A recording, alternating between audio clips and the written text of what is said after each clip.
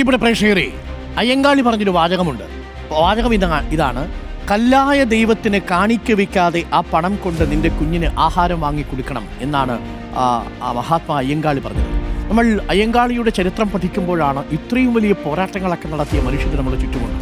ഇപ്പോൾ നടന്നുകൊണ്ടിരിക്കുന്ന പോരാട്ടങ്ങളും അയ്യങ്കാളി നടത്തിയ പോരാട്ടങ്ങളുടെയും ചരിത്രത്തിൻ്റെ വ്യത്യാസമൊന്ന് മനസ്സിലാക്കുമ്പോഴാണ്.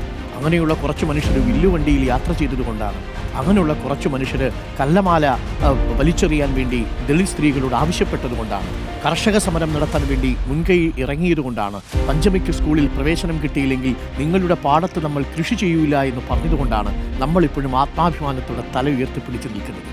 ആ മനുഷ്യൻ്റെ പേരാണ് അയ്യങ്കാളി. നമ്മൾ പലപ്പോഴും തെറ്റായിട്ട് കുട്ടികൾ ചരിത്ര പുസ്തകങ്ങളിൽ, വിദ്യാർത്ഥികൾ മാത്രമല്ല മാധ്യമപ്രവർത്തകരും ഉപയോഗിക്കുന്ന ഒരു തെറ്റായ പദപ്രയോഗമാണ് കല്ലുമാല. യഥാർത്ഥത്തിൽ ഇത് കല്ലമാലയാണ്.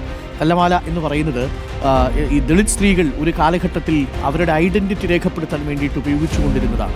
അങ്ങനെ ഉപയോഗിക്കണമെന്ന് സമൂഹം നിർബന്ധിച്ചിരുന്നു. അത് കല്ലുണ്ട്, അതേപോലെ ചുട്ട കളിമണ്ണുണ്ട്, അതുകൊണ്ടുള്ള ഈ മാലയുടെ ചില കല്ലിൻ്റെ ഭാഗങ്ങൾ, അതോടൊപ്പം തന്നെ ഈ കുപ്പിച്ചില്ല്, വൈക്കോലിൻ്റെ ചില ഭാഗങ്ങൾ, ഇതൊക്കെ ചേർത്തുകൊണ്ടുള്ള ഒരു പ്രത്യേക മാലയാണ് ഈ കല്ലമാല. ആ കല്ലമാല ധരിച്ചുകൊണ്ട് വേണം ദളിത് സ്ത്രീകൾ പുറത്തു വരാൻ. ആളിൻ്റെ അടയാളപ്പെടുത്താൻ വേണ്ടിയുള്ളൊരു രീതിയായിരുന്നു. കൊല്ലത്ത് പീരങ്കി മൈതാനത്ത് രമാബായി എന്ന് പറയുന്ന ഒരു സ്ത്രീയുടെ സർക്കസ് കൂടാരത്തിൽ വെച്ച് ദളിത് സ്ത്രീകൾ ഒരുമിച്ച് കൂടി ഈ മാല വലിച്ചെറിയാൻ തീരുമാനിച്ചു.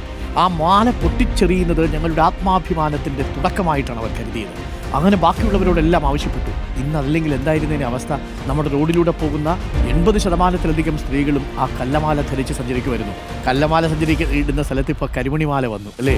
കരിമണിമാല വന്നത് വേറൊരു പ്രശ്നമാണ്. എന്നാൽ പോലും ആ മാല വലിച്ചെറിഞ്ഞതാണ് ഈ പൊതുസമൂഹത്തിൻ്റെ സ്വാതന്ത്ര്യത്തിന് വഴി തുറന്നത്.